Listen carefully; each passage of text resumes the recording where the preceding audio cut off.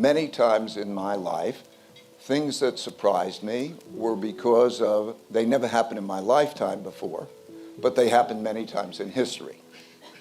So, for example, then studying these earlier times, if they happen mechanistically, I need to know how they work. So I studied the Great Depression. That's why we anticipated the 2008 financial crisis, because the same things happen over and over again, but sometimes not in our lifetimes. And so there are three big things that are happening to us that haven't happened in our lifetime. I like to measure things so I can see them in numbers and charts and so on. And those three big things are, first, the amount of debt and money creation, how much debt we have, the rate at which we are creating it, and then where we're getting that money from, the Federal Reserve and other central banks printing it.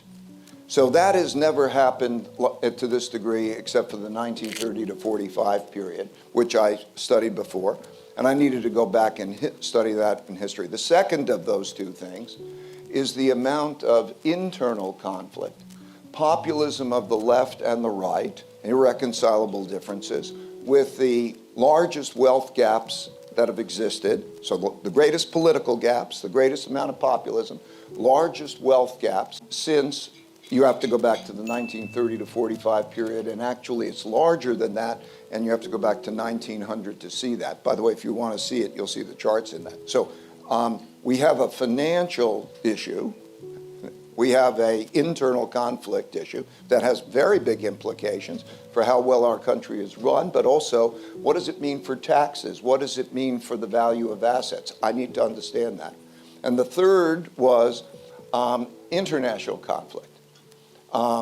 So in my whole lifetime, the United States was clearly a dominant power, and we were in the American world order. 1945, the United States became the leading world power, accounted for half world GDP. We had 80% of the world's money, because gold was money then, and we had a military monopoly. And so the reason that we were the world's power, that's why the United Nations is in New York, and IMF and World Bank are in Washington, so dominant. But we could see this conflict, this emerging competition. And the last time that happened was the 1930 to 45 period, and I need to study that. And so I studied that pattern. And these are the big things in our lives right now, but we are not acquainted with it. And so I needed to study the rise and declines of currencies, the rise and declines of empires. And because these cycles go on over a long period of time, I needed to see enough of those cases, so I had to go back, let's say, the 500 years. So I studied all of those. Now, I'm not an academic, I'm a practitioner. So it's not like I'm writing history books. It's for the purpose of making decisions today. So what I learned there has been important in our positioning in the markets right now. So it's just that practical. But those are the three big things. I also saw in history that there were two other things that were very important.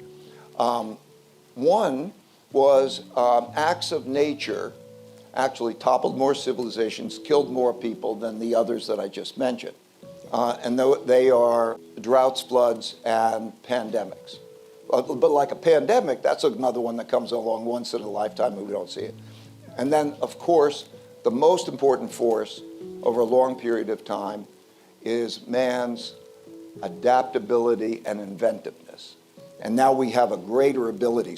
And that's the plus. You know, the others are challenging. So that's it in a nutshell. When I say these things, I use measures. There are 18 measures of health, and you could see them in the book.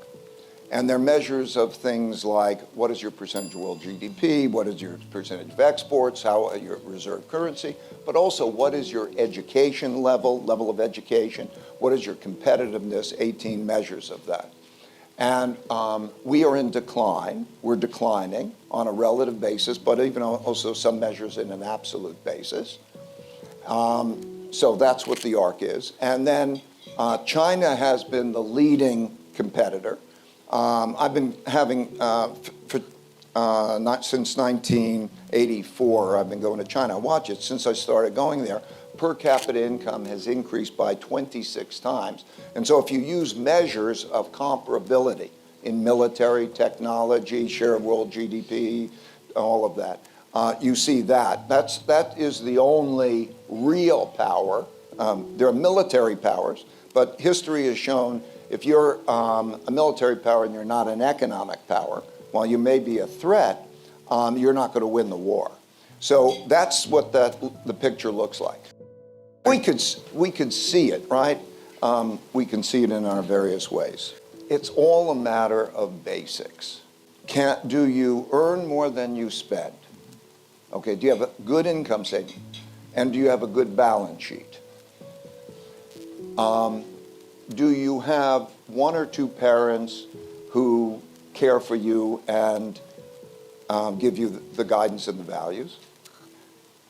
Can I go to a good public school and have food and health care and come out with an environment of equal opportunity? That's all you need. That's all you need. Because if you do those things, you will have a civil population that will be productive and that you will be financially capable, strong, and so you're going to do things better and better and you'll be strong. So it comes down to those fundamentals. When I look at one country or another and I'm thinking, where do I want to invest?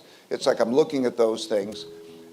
Do they have a problem with internal conflict or is it orderly? Just those basics. Now, the question is, can we do those basics? Okay? So, how are we doing on those basics? You have measures to judge that. Yes, we can do it. And I think the most important thing is how we are with each other.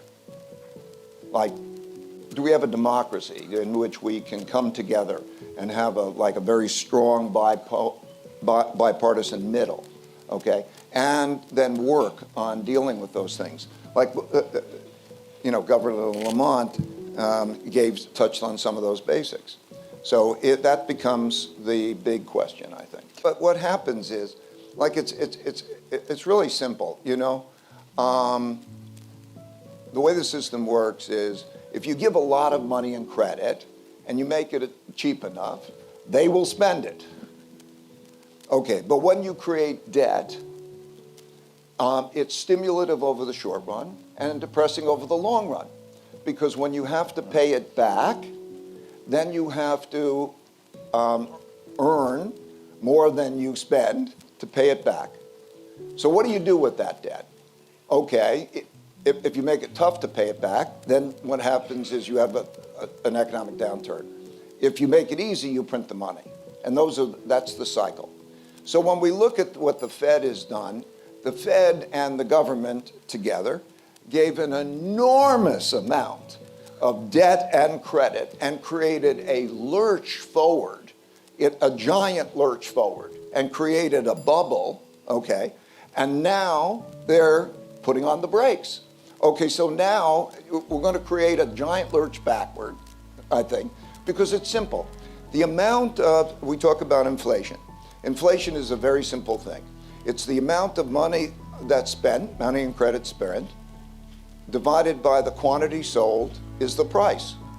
And so if you take that money away, then you can't get rid of inflation. The way you get rid of inflation is to get people to spend less. And that is what an economic downturn. So the cycle goes like that, and then when you get to the point where, let's say, the economic pain is greater than the inflation pain, then you see them do the opposite.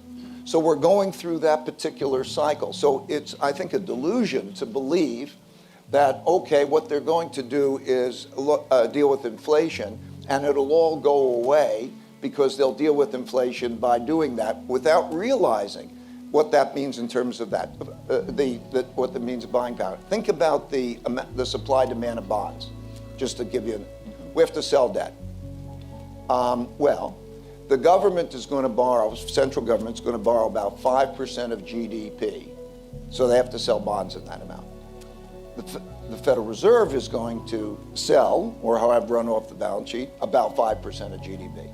That's 10% of GDP. Okay, Who's going to buy the bonds? Who's going to buy that? Oh, now they don't want to buy the bonds. We've had, pension funds, others, they don't want to buy that bonds. Foreigners don't want to buy the bonds. So then the way that works is interest rates have got to go up to a level that constricts private credit demand. And when that happens, then there's less spending. That's the mechanics. So there's that trade-off, and I think we're going to be in an environment in which they're trying to navigate these two difficult. You don't want too much inflation, and you don't want too weak an economy, and so they're trying to navigate that, which will be probably something like the 70s. And that's all happening in the context of the political conflict, which is very important, right, and the international conflict, because the international conflict has bearing on things like inflation, supply lines, and all of that.